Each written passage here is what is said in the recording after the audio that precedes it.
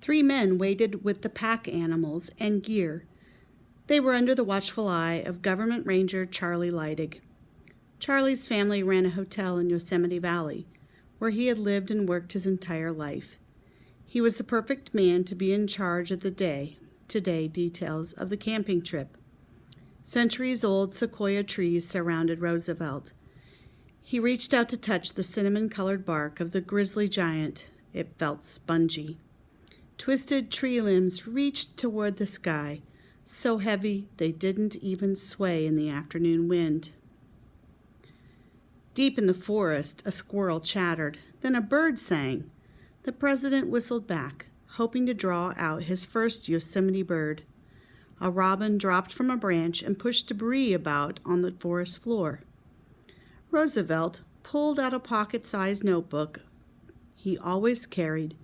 He wrote down, Yosemite Wilderness, May 1903, Robin. Then the president sucked in a deep breath of brisk mountain air. Now this is bully, he shouted. Boys, let's build a campfire. When Roosevelt woke up the next morning, he recognized the wonderful music of a hermit thrush, one of his favorite birds. The president was starving. He wrestled the fry pan from Charlie. Before long, bacon-scented smoke drifted into the forest. Then the president scrambled 6 eggs beside the slab of bacon. He ate a huge breakfast, happy to be away from the White House cooks who fussed over his diet. After nibbling on a crust of bread, John Muir picked up a sequoia cone. He shook it. Tiny dark seeds, much smaller than snowflakes, spilled out. Muir explained that from just one seed, the grizzly giant had sprouted about 2,000 years earlier. Other trees in the grove were almost as old. Many were hundreds of years old. Sequoias, Muir added, grew on the western slopes of the Sierra Nevada, but nowhere else in the entire world. Roosevelt's eyes widened with surprise. Moments later, Muir scrambled up a nearby sequoia tree, stump like a mountain goat. He was pretty spry for a 65-year-old, Roosevelt thought. The stump's flat top was big enough to hold a dozen men or more. Muir yelled that it had taken several days to saw down this tree. When it crashed to the ground, the tree shattered into splinters. Sequoia wood was of little use, except for fence posts, but lumbermen still continued to cut these trees. The president shook his head in disgust. How could anyone cut a tree that had been growing for so long? For fence posts? What if future generations never saw a giant sequoia tree? He and Mr. Muir would have to chat about forest preservation, but later. It was time to go. Roosevelt swallowed one last cup of coffee, strong and hot, just the way he liked it.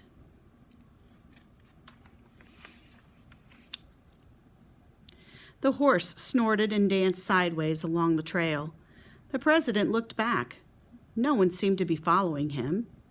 Had he truly escaped the ever-watchful eyes of the Secret Service men?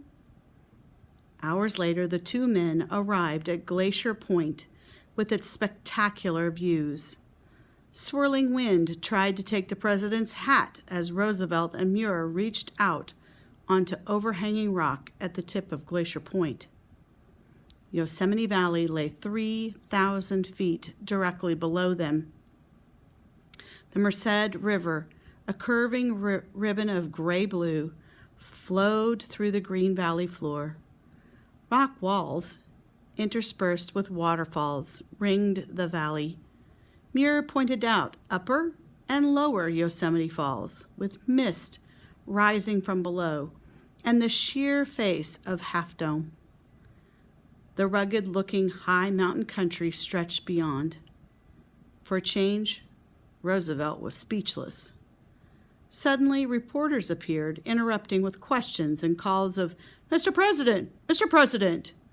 The wind picked up their words and blew them away. The president's jaws snapped shut.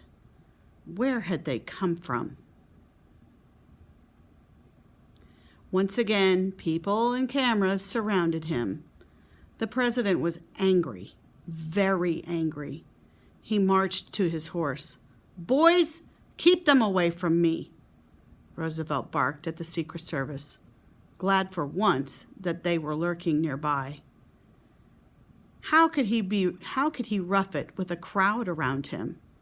At sunset, Roosevelt and Muir picked a new camping spot. The president grabbed an axe and insisted on starting the fire. Sweat flew from his forehead as he chopped firewood.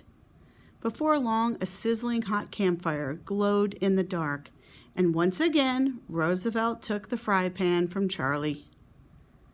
While the president chewed his way through a platter of steak and fried potatoes, Muir spoke of the need to provide government protection around every wild grove and forest in the mountains. He urged Roosevelt to set aside land, including the Mariposa Grove of big trees and the state-run Yosemite Valley, which they would visit the next day. The president had never met anyone who talked as much or as fast about the importance of nature. In fact, Muir seemed to live on words, not on food. As Roosevelt listened, he heard a noise in the trees above him. Was it a dreaded Secret Service man guarding him in a tree? He listened again, and then he chuckled. In his notebook, the president wrote, "Owl."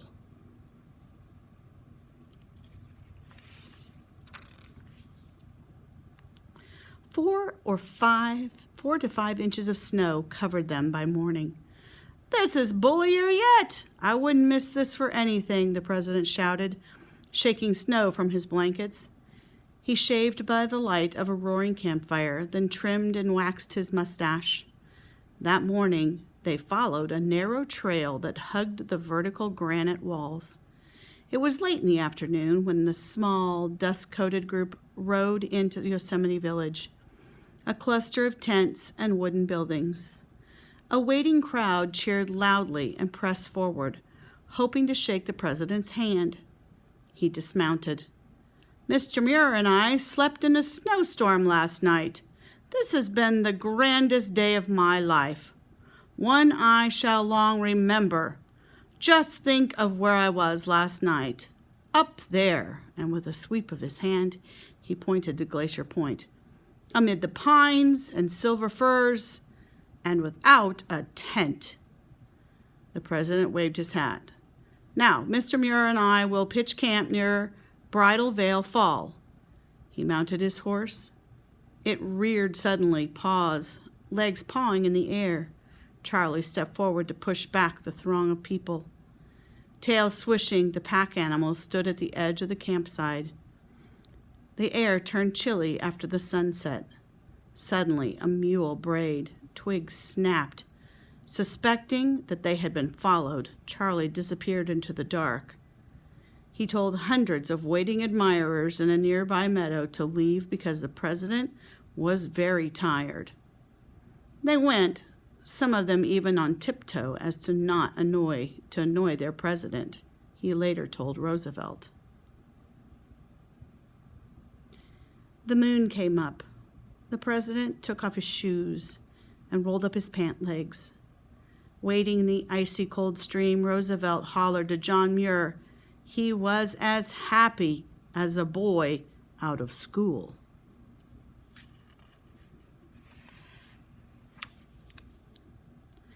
Then the two men lay on their mattresses of ferns and fir branches, still talking about the waste of natural resources.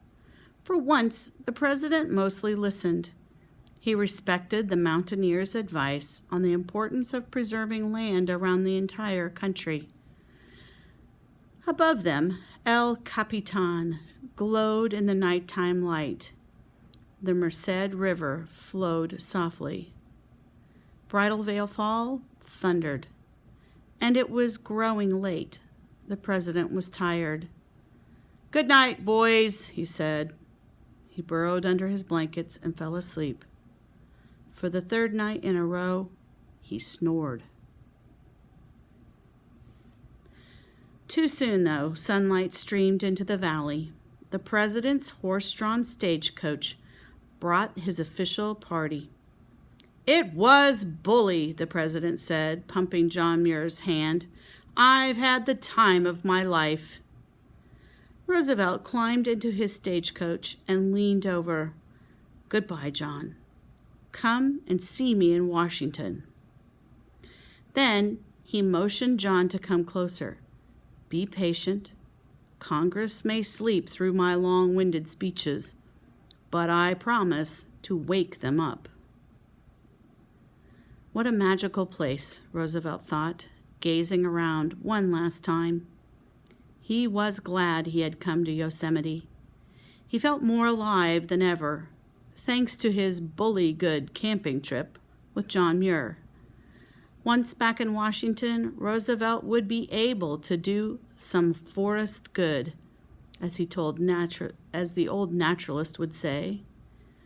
Roosevelt peered in every direction as his stagecoach circled the valley. He wanted to savor his memories of Half Dome, of sunlight washing over glacial rocks, Yosemite Falls roaring, of deer grazing, and the lingering smell of a Yosemite campfire. Then he waved one final goodbye. Moments later, the president was gone in a cloud of dust. And that is the end. The author and illustrator for this story, the author is Ginger Wadsworth, and she loved developing her love of nature in the West. And growing up, she spent summers working on a ranch in Idaho, where she went horseback riding, rafting, hiking, and fishing. She has written several biographies about people who work to protect the environment, such as John Muir and Rachel Carson. She doesn't make up any of the dialogue in her biographies. Instead, she spends about 2 years gathering the subject's words from his or her diaries, letters, and published works. Karen Dugan created her first masterpiece at the age of 2 on a white bedspread with a tube of red lipstick. Today, she has turned her talents to illustrating children's books. Karen's greatest joy is books. She says, "I get goosebumps walking into a bookstore or a library." So after this story being read, I want you to think about, why do you think Ginger Wadsworth uses real quotes as dialogue in her writing? And what did you learn about the president from the things he said?